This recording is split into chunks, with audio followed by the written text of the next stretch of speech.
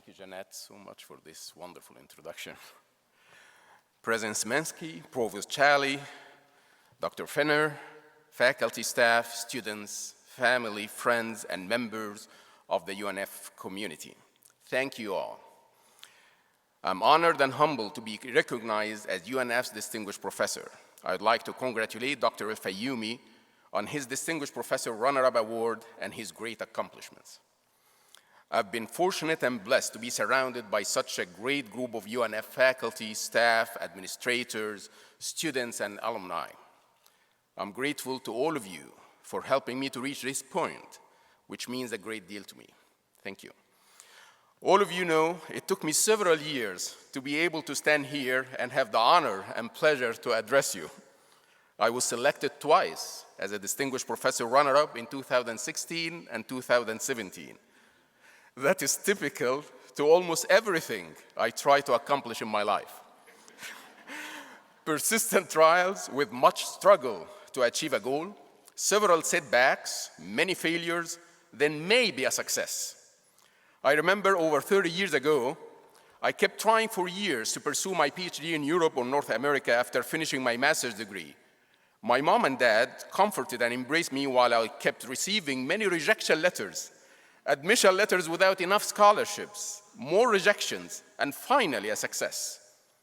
Then when I was traveling in 1989 to pursue my PhD in North Carolina, my parents struggled to hide their tears in their eyes at Cairo airport, saying goodbye. My dad was a civil engineer building bridges, tunnels, and dams.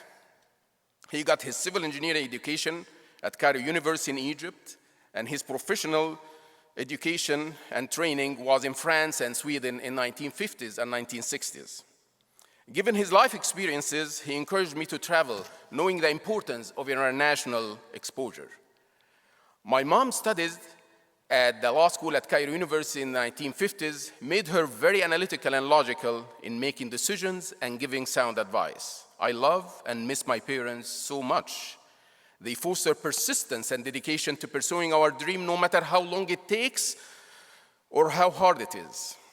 I learned from my parents persistent support for my sister while raising her two sons to successfully pursue her medical MD degree at Cairo University, her master's and PhD, and admirably fulfill her demanding job as the chair of the Department of Occupational and Environmental Medicine. I learned through my parents' support for my brother to successfully earn his engineering degree and establish a very successful engineering firm in Egypt. Our parents have been an inspiration to us, and their example continues even after they passed away. Their spirit of persistence resides in me, for I'm trying to emulate them by supporting and encouraging our UNF students and our children. Mariam, a junior at the University of Florida, UF, pursuing her pre-med degree, Summer, 11th grader at Bowles, and Adam, a 5th grader. I see this support and encouragement to persist past failures as a central theme in my life and an important goal for us as teachers to pursue. I always urge my children and students to try, fail, process, reflect, accumulate knowledge, learn from failures, try again, fail again, try and then succeed. It's fine to have failures, but with persistence, one will eventually reach success. I tell my students that failure is part of learning and most likely will be the key to success. I learned that very well from engineering projects and even from the construction of the ancient Egyptian pyramids. I've learned that throughout history, we have experienced unfortunate structural failures, including bridge collapses. Yet these failures prompt us to gather invaluable information, learn critical lessons from failures, deepen our knowledge, sharpen our skills, and enhance our future design, construction, maintenance, repair, and monitoring. The failures we experience provide essential lessons to achieve success. But persistence through initial failure is not the only important virtue.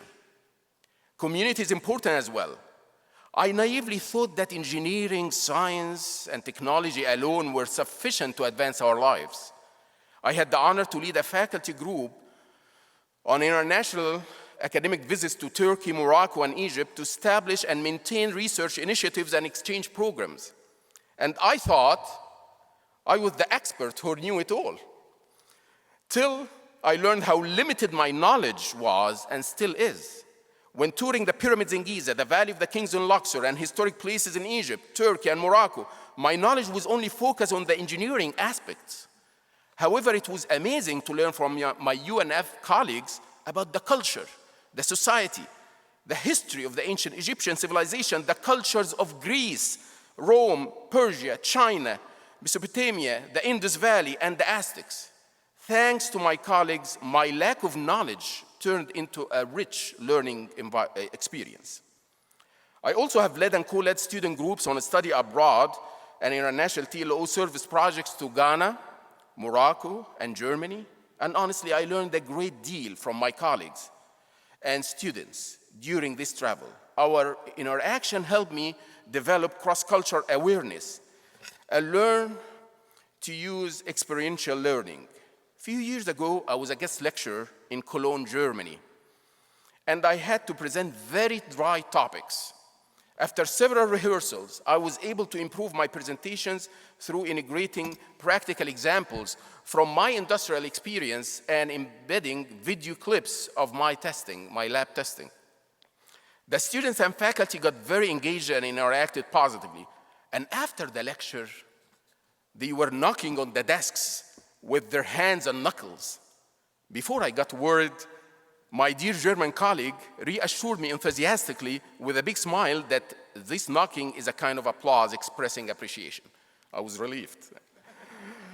I was encouraged to interact more and exchange a great deal of information with the German audience that broadened my horizons and deepened my knowledge. Later, I conducted a successful study abroad with UNF students to learn the history and structural engineering in Germany. I also initiated collaboration in Japan and Italy to establish joint research and exchange programs. And my students and I learned from a remarkable architect many lessons on the history, culture, and preservation of historic structures in Italy. Talking and traveling with knowledgeable faculty taught me about the history of nations and that the history is marked by great events and the accomplishments of remarkable individuals whose impact is significant, not just in construction, but in science, culture, economics, and technology. I learned that a vibrant community of learners from multiple backgrounds and perspectives is the best way to advance knowledge and the best way to have a positive impact on our UNF students and to advance their careers.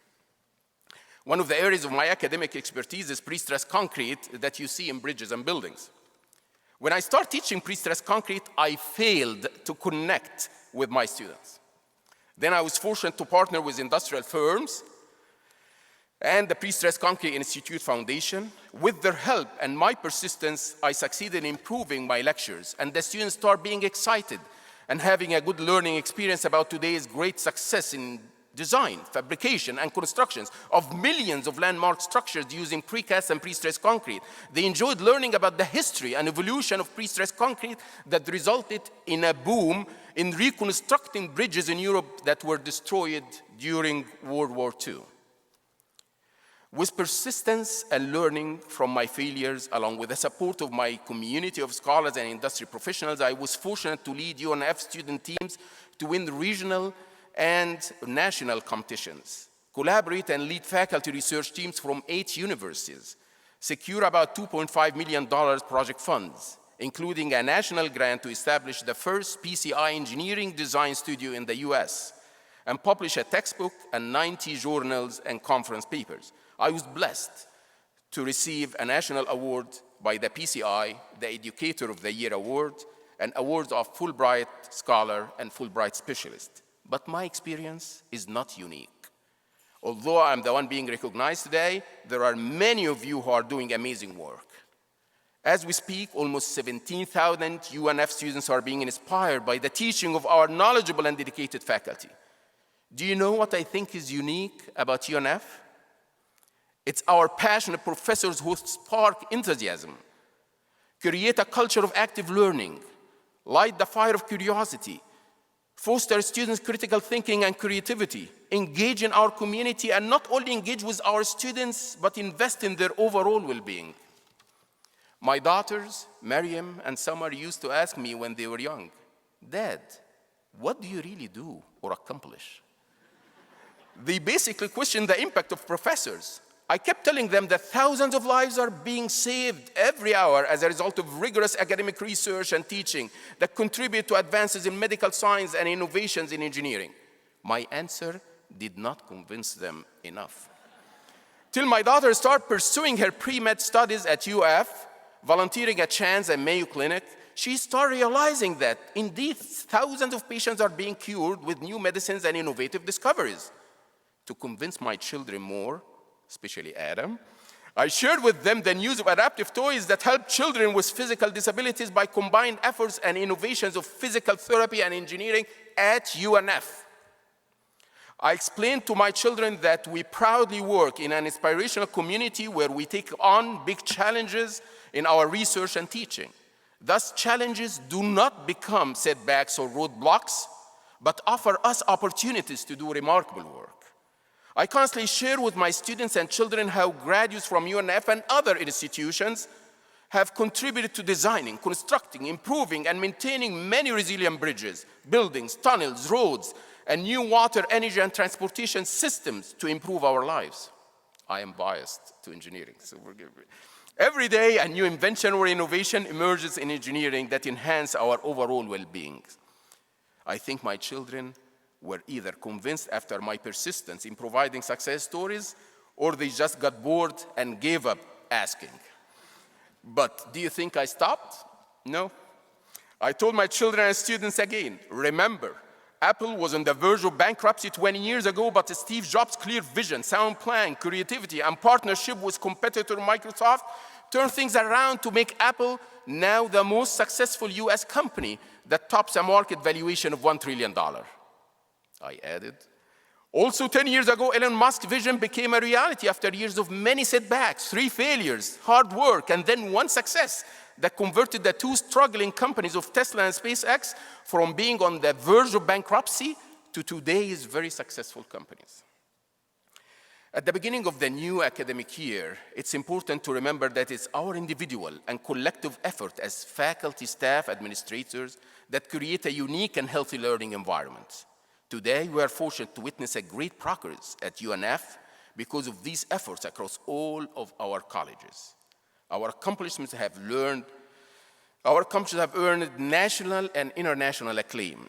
We challenge our students, embrace their failures, support and inspire them to pursue success. That combination of challenging our students to persist and supporting them as a community is a huge strength to UNF.